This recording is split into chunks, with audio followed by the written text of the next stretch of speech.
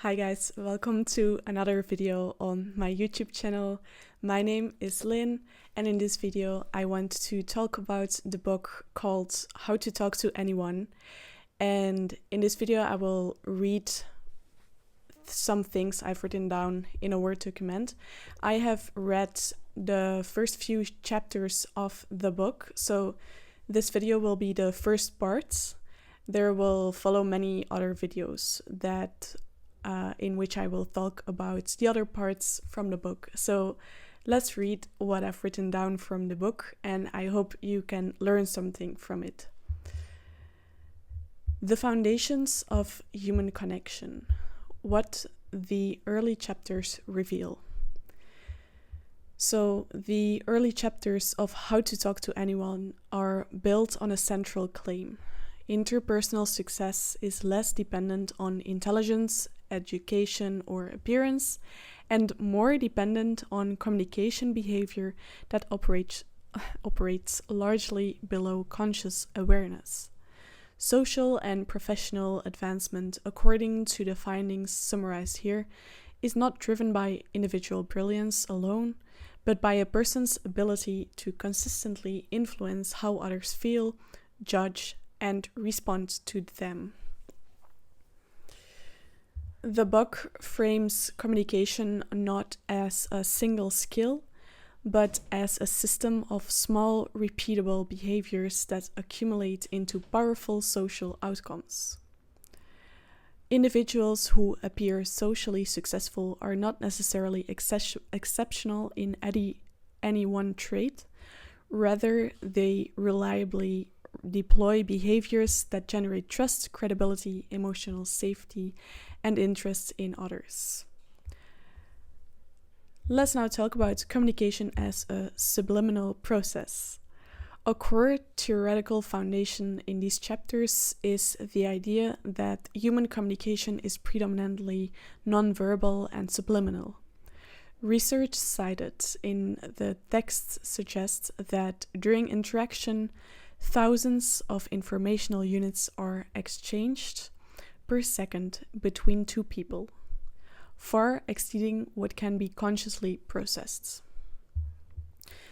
So I want to add that this text is basically saying that a lot of our conversation is nonverbal.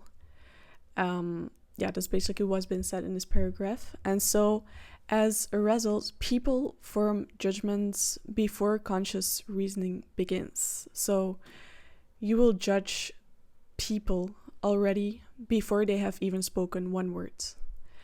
So that's why it is really important that you should know how you're communicating on the nonverbal level, because that level is probably even more important than the verbal level. And so emotional reactions precede analytical thought, and gut feelings are often rapid interpretations of nonverbal data. So this is where people get their gut feelings from. So you don't really know why you have this feeling with this certain person, but it's probably because of their nonverbal behavior. And you're not conscious of this, but your unconscious is conscious of this. This explains why individuals frequently experience strong impressions of others without being able to articulate why. These impressions are not random. They are responses to posture, facial expression, eye behavior, movement patterns, and timing. Let's now talk about the body as an unconscious signal system. The book adopts the position that the body continuously communicates psychological information, often contradicting or overpowering spoken words. Body movement, posture, facial tension, and eye direction act as an autobiography in motion, revealing confidence levels, emotional states, social status, and intent. Importantly, these signals are interpreted automatically by observers. People do not decide to analyze them. Their nervous systems react to them instantly. This explains why communication effectiveness often depends less on what is said and more on how the communicator physically presents themselves. So here again, this repeats the things I said before, that oftentimes nonverbal communication is actually more important or has more effects on the receiver than the verbal communication. So that is why the way you say things are actually more important than what you're actually saying. Of course, what you're saying is really important, but the way you're saying it is super important too. And oftentimes people don't really remember what precisely you told them. They will more remember the way you made them feel. So that's why dominating the nonverbal communication, your posture, your facial expressions, the way your eyes move, your smile, that's why that's so important, because it makes such a big impression without you even knowing, or without the receiver or the listener even knowing. So it's actually on an unconscious level, but we're not conscious of this, but in a way we are, because it makes us feel a certain way. Another central concept is the durability of first impressions. In environments overloaded with information, the human brain relies on rapid categorization to function efficiently. When people meet for the first time, they form a mental snapshot within moments. This snapshot becomes a reference point that influences how future behavior is interpreted. Research cited in the book supports the claim that a majority of first impression data comes from nonverbal cues. These impressions are formed before speech begins. So, this is again about the nonverbal communication, and that the first impression is actually super important.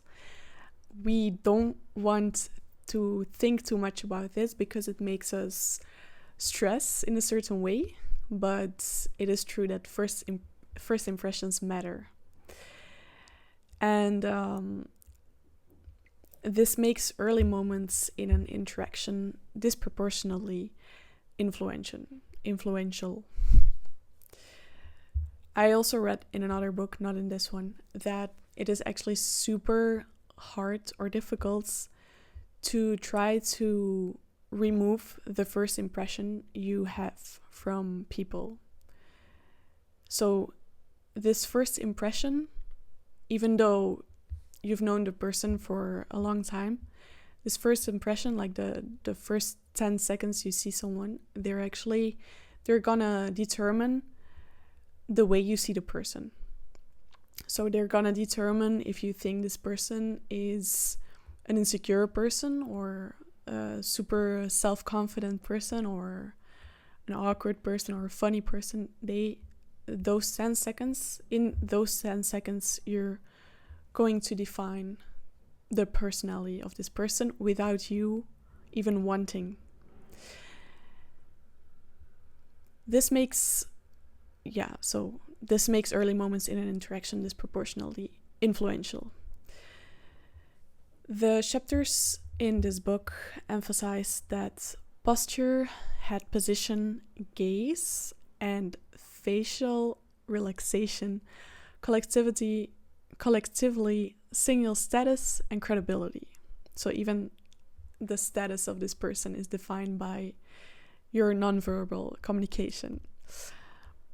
While reading this text, by the way, I realized that I have to smile a bit more and to make more eye contact with you. So let's get back to the text. Individuals who are perceived as confident, competent, or influential tend to display an upright posture, like me right now. So they won't be sitting like this. This is not upward. They will be like shoulders open, upward posture. A really like how you would sit if you were proud, like this, shoulders open, head up, and smiling. Stable head positioning, like this. Controlled facial movements. Direct deliberate gaze. Alright, so direct deliberate gaze means making lots of eye contact, but not too much, of course, because that's creepy. But it is also said in this book that people who make more eye contact, we will talk about this later, by the way, but I'll already tell you now briefly that so people who make more eye contact are considered as more reliable or confidential persons. So if you want someone to trust you, or for example, if you want to make a sale, or just if you want to make a new friend, or in your date life, you want to improve, you should make more eye contacts, longer, just longer and more. But of course not the whole time, because you don't want to be creepy. But okay, later in this video probably we'll talk about it more. These signals are not cultural accidents. They are interpreted consistently across many social contexts as markers of authority and composure. Now let's talk about the smile as a credibility signal. You'll see me smiling more from this part on, because I realize it's super important. A key theoretical revision offered in the book concerns the role of smiling. While traditional social advice promotes frequent smiling, the findings presented suggest that timing matters more than frequency. Alright, so don't smile too much. Research reference in the text indicates that immediate or automatic smiling can reduce perceived credibility. So I want to add that it's probably also going to be, we're also going to talk about more in this video, but when you meet someone, so people who read, for example, the book How to Make Friends and Influence People by Dale Carnegie, which is a super, super good book. It's a really old book though. And this book actually says that what's written in the book of Dale Carnegie is correct, is good information, but it tries to add some more information. So in the book of Dale Carnegie, it is said that you have to smile a lot. Not as much as possible, but just a lot. When you feel like it, and also like in normal conversations, try to smile more. But this book, How to Talk to Anyone, in this book it is stated that when you give someone your smile instantly, from the first second you see someone, you're gonna start smiling, they're gonna feel like they didn't really deserve your smile, or that it's not thanks to them that you're smiling. So they feel less responsible for your smile. But if you meet someone and you start smiling only, for example, after 1 second you see them, they will think that it's thanks to them that you're smiling. So try to smile more, but timing matters. Try to smile after the first second you see someone, for example. Of course, you don't have to follow this rule too specifically into detail, because we don't want to be seen as robots, as robotic human beings who only try to do what the theory explains them. But this is something you can try. You can call it a social experiment. I've also tried it, and it's pretty funny to see the reactions, or to see how people behave differently in conversations you have. All right, back to the text.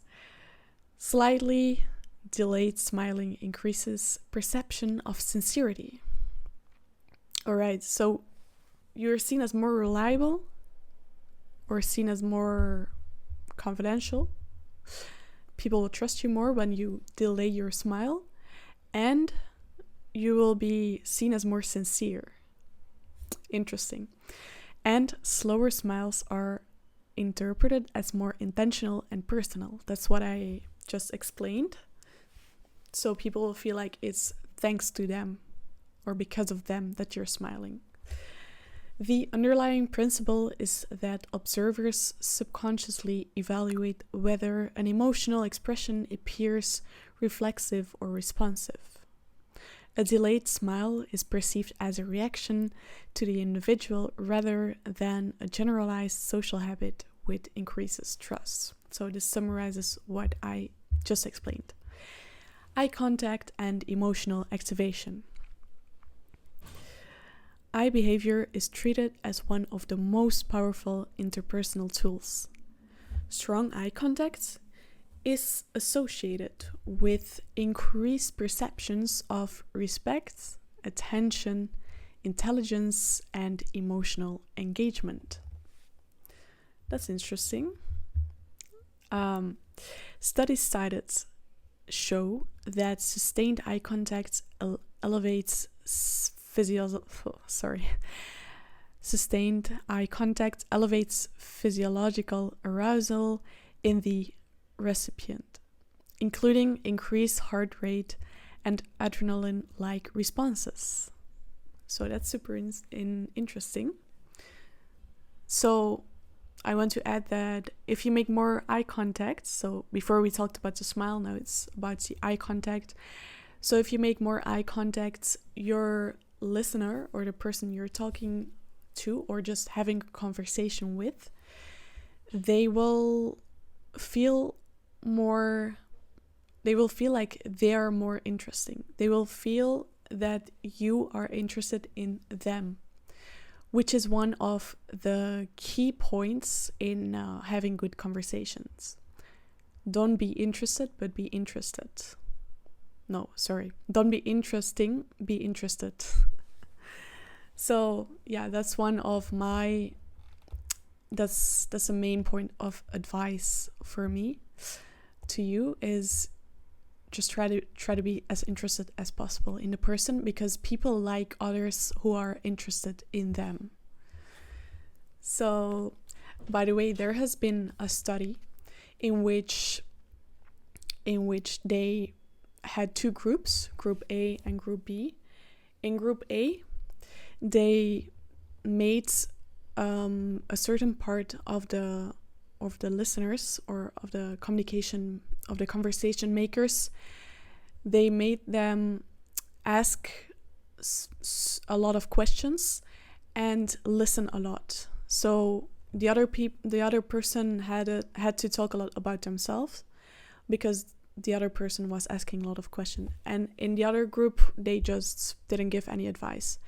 And the conclusions of these studies were that the people of Group A who were asked many questions and were listened by, they actually told that they found their communication or conversation partner super interesting. So if you want to look like an interesting person, the main piece of advice I can give you is to be interested and not interesting. Because it's surprisingly enough, your conversation partner will think that you're super interesting while they're actually talking about themselves. All right, back to the text. So, these reactions mirror the early stages of emotional bonding, which explains why eye contact can rapidly intensify feelings of connection. So, yeah, if you make more eye contact, you and your conversation partner will feel more connected. However, the book also emphasizes context sensitivity. So too much eye contact can feel intrusive or threatening, which is logic. Cultural norms significantly influence interpretation. So it depends on, of course, the culture you live in, because in some culture it is actually disrespectful to look someone in the eyes if they have more if they have more stature, for example. And yeah, this was also something super interesting I read in the book, is that women, we actually have it really good because we can make eye contact with as well women as well as men. And like we can make a lot of eye contacts and no one will feel threatened. But some studies found that if men make a lot of eye contact with other men, the other men will feel threatened. But if it's with a woman, for example, that's not the case. So men needs to be aware while making eye contact with other men, or like too much eye contact. But of course, this is in general. Some cases might be, some specific cases might have another outcome, or yeah, this also really depends on the person, of course. Okay. An additional finding presented is that individuals who maintain eye contact during pauses are perceived as more intelligent and abstract thinkers. This is because abstract thinkers are believed to integrate information internally without needing to visually disengage. That's also important. So if you want to be perceived as more intelligent, try to think while you're making eye contact, and try to keep making eye contacts during pauses. You can, I know this, like, if you were not used to this will be really hard, but I guarantee you that if you apply these techniques from the book, your life will improve. The quality of your life will improve, or the quality of your conversation at least. So, as a result, sustained eye contact during silence signals confidence, mental composure, and comfort with complexity. This perception operates independently of the speaker's actual intelligence. That's also interesting. So you can be a really stupid person, but people can still think that you're pretty intelligent. This is a magic trick, in other words. So, a defining argument of the early chapters is that these behaviors are not innate traits, but learnable techniques. As I just told you, try to experiment with it. And from this, like in the beginning, of course, it's going to be pretty hard because you're just not used to it. But after a while, this will become a habit. And it's good to implement good habits, of course. And then after a while, it will even be hard to not apply these techniques. The author positions social effectiveness as the result of conscious behavioral refinement rather than personality or luck. Alright. This reframes charisma and likability as observable, deconstructible, reproducible, rather than relying on vague advice such as be confident or show interest. This book focuses on specific actionable micro behaviors that reliably shape perception. So in other words, the advice from this book is really practical, really specific, so you can instantly apply these techniques into your daily life. Finally, this texts that I've read argues that contemporary social environments demand greater precision than earlier eras. In a world saturated with superficial friendliness, exaggerated positivity, and performative charm, people have become highly sensitive to inauthentic signals. As a result, timing and congruence between verbal and nonverbal behavior now play a larger role in determining trust and influence. Alright, so the conclusion of the book is that human connection is driven less by what people say and more by how their presence is neurologically experienced by others. So more conversation, making good conversations is more about your appearance. No, like not about your appearance, maybe also about your appearance, but more about your nonverbal communication, your posture, your facial expressions, your eye contact, your smile, everything. And less about the actual information you're giving. By understanding and controlling nonverbal signals, especially posture, facial timing, and eye behavior, individuals can systematically increase their perceived credibility, warmth, and influence across social and professional contexts. Alright, that's all for this video. Those were the first few chapters, or those were a summary of the first few chapters I have read in the book.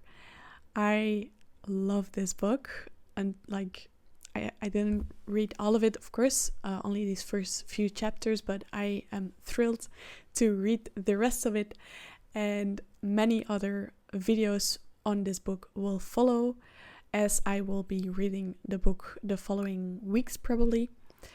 And yeah, every few chapters I will try to summarize them and make a video about it, so that you don't have to read the book and you can just listen to my summary and my advice, and maybe also my personal experience with how I apply the techniques I read in the book.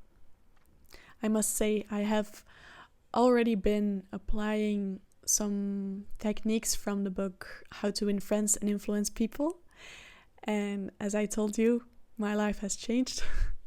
At least the conversation or my communication has improved a lot. Of course, there's always place for improvement, but yeah, that's life, I guess. Just keep on improving every day. And thank you so much for watching, and I hope to see you in the next video. Bye.